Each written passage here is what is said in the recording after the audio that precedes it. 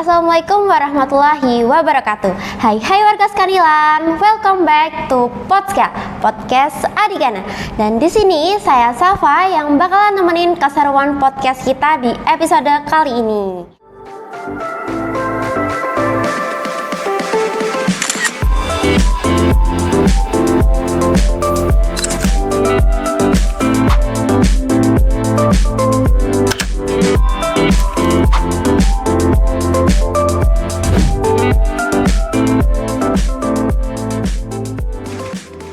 Nah, di episode kali ini kita bakalan ngobrol santai dan seru, tentunya juga menginspiratif bareng PMR nih, organisasi yang selalu siap buat masalah kesehatan di sekolah kita. Nah, kali ini kita sudah bersama Kak Woro selaku Ketua PMR di SMK Negeri 9 Semarang. Halo Kak Woro.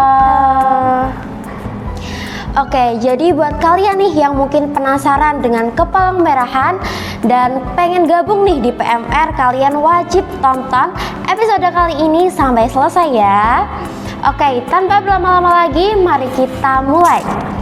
Oke, yang pertama nih Kak, sebenarnya apa sih kegiatan PMR di sekolah gitu? Untuk PMR Wira di SMK 9 sendiri, kita itu berperan sebagai orang yang menjaga keselamatan dan kesehatan warga di sekolah. Jadi kalau misal ada teman kita di sekolah yang tiba-tiba sakit atau luka atau gimana kecelakaan ringan apapun itu, nanti kita yang akan bantu untuk pertolongan pertamanya. Seperti itu. Oke, jadi itu PMR kayak pertolongan pertama gitu ya bagi siswa. Iya. Oke nih Kak, seperti yang kita tahu nih, PMR kan setiap minggunya ngebagiin obat tablet tambah darah. Ya. Nah, kira-kira tuh proker kayak gitu tuh udah berjalan berapa lama sih Kak? Mulai dari kapan gitu? Kalau di PMR SMK 9 sendiri, ini tuh baru mulai berjalan dari bulan Desember kemarin 2025. Tahun kemarin ya? Iya. Dan itu tuh setiap minggunya kita tuh dapatnya tuh beda-beda. Kadang tuh cuma satu obat, kadang satu strip. Itu tuh ngaruh nggak sih Kak? Maksudnya kenapa gitu kok beda-beda? Mungkin kalau kita dapatnya cuma satu strip, itu tuh satu bulan itu berjalan pembelajarannya normal. Kecuali kalau besok kan kita akan puasa nih. Makanya akan diberikan 5 tablet sekaligus untuk 4 minggu ke depan. Jadi untuk stok gitu ya Kak? Iya. Oke, terus itu tuh sebenarnya tablet tambah darah itu tuh cuman buat cewek aja atau boleh buat cowok sih Kak? Sebenarnya boleh buat cowok, tapi kita fokuskan untuk ke siswi dulu. Oke, itu tuh kenapa sih buat para cewek gitu? Kenapa mereka tuh diharusin buat minum tablet tambah darah? Karena remaja perempuan itu lebih rentan untuk terkena penyakit anemia daripada remaja laki-laki. Kan kita tahu remaja perempuan setiap bulannya akan mengalami menstruasi. Nah, pada saat menstruasi itu kita akan mengeluarkan banyak darah dan juga zat besinya. Makanya peran tablet tambah darah sendiri itu untuk menyeimbangkan kadar zat besi pada darah kita. Berarti itu intinya tuh tablet tambah darah itu untuk mencegah anemia ya Kak? Iya. Nah, kalau untuk tanda-tanda anemia yang sering kita nggak sadarin tuh gimana sih Kak? Yang pertama tuh bisa dari matanya sering berkunang-kunang. Yang awalnya tidur jadi duduk atau berdiri itu kan biasanya langsung berkunang-kunang nih, nggak bisa ngelihat apa-apa. Itu termasuk tanda-tandanya nih.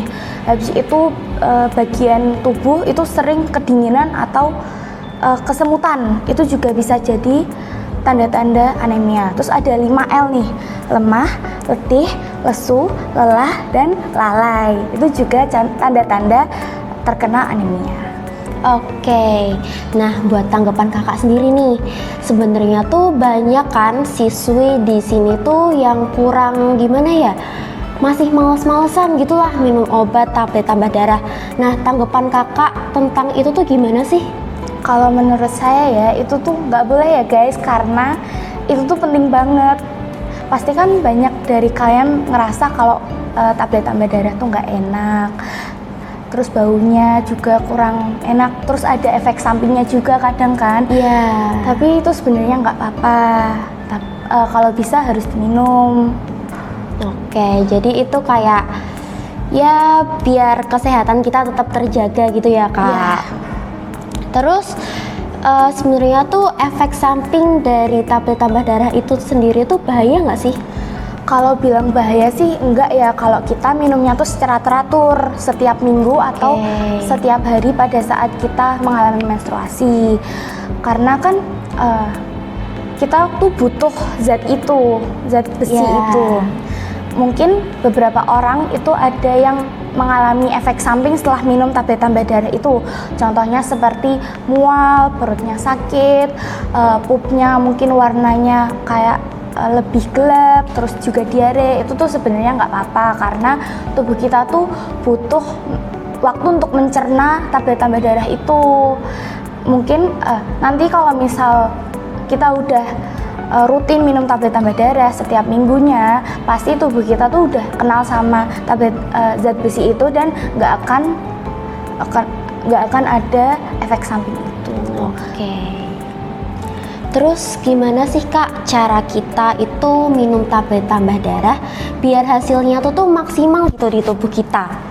Yang pertama, jangan lupa minum tablet tambah darah itu setelah makan ya, jadi jangan biarkan perut kita kosong. Terus yang kedua, dibarengi minum sama minuman yang mengandung vitamin C, karena vitamin C sendiri memiliki efek yang bisa membuat zat besi itu bisa lebih cepat diserap sama tubuh. Terus kita juga jangan ngebarengin minum tablet tambah darah itu sama teh, kopi, atau susu, karena teh, kopi, dan susu itu bisa menyerap zat besi pada tablet tambah darah kita. Jadi percuma kita sudah minum tablet tambah darah kalau akhirnya nggak diserap tubuh. Oke, nah selain minum tablet tambah darah nih, itu tuh ada nggak sih makanan yang lain yang bisa menggantikan tablet tambah darah gitu Kak? Kalau makanan itu kita bisa cari yang tinggi zat besi, bisa dari protein hewani atau protein nabati. Contohnya tuh seperti hati ayam dan hati sapi, itu tuh banyak banget kandungan yang bisa meningkatkan zat besi pada tubuh kita. Selanjutnya itu ada daging merah seperti daging sapi dan daging kambing yang tanpa lemak. Selain dari itu tuh juga bisa dari seafood, udang, kerang, ikan gitu. Nah, selain dari protein hewani, kita bisa dapat dari protein nabati, contohnya seperti sayur-sayuran hijau seperti bayam, kangkung, daun singkong, dan brokoli. Selain itu juga bisa dari biji-bijian, gandum-gandum yang memiliki